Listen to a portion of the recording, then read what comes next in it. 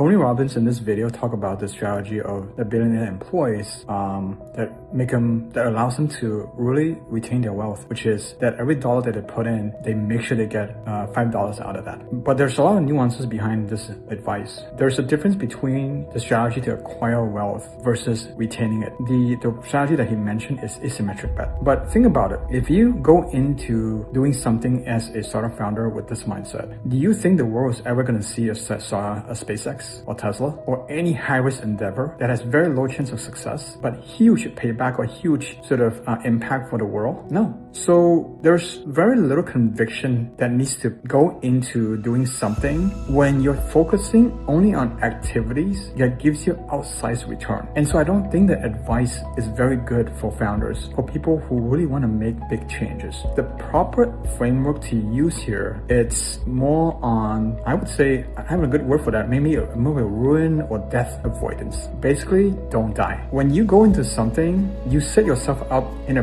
point where you never die. When I say never die, at the very least, you don't die physically because you cannot recover from that. Second, on top of that is you don't die as in financially. Although even if you're close to death financially, or if you die financially, you can still recover from that. So even then, that's not the end of the game. But if you can at least maintain that framework that you set yourself up so you're never gonna die financially, then there's a lot of good you can do for the world, because the amount of risk you take and the amount of things you can do is gonna be much broader than focusing on the asymmetric bet approach. Because doing something based on conviction inspires you and other people and energizes other people as well. I will never go work for a company that is not conviction based, that is based on the so-called asymmetric bet strategy. It just won't attract a lot of people who are very mission and impact driven. So understand that when you hear a lesson and advice like that, that sort of the nuance behind that. And I would say, even if you become very wealthy one day, you still don't want to apply that. How boring is that? Okay, so let's just say you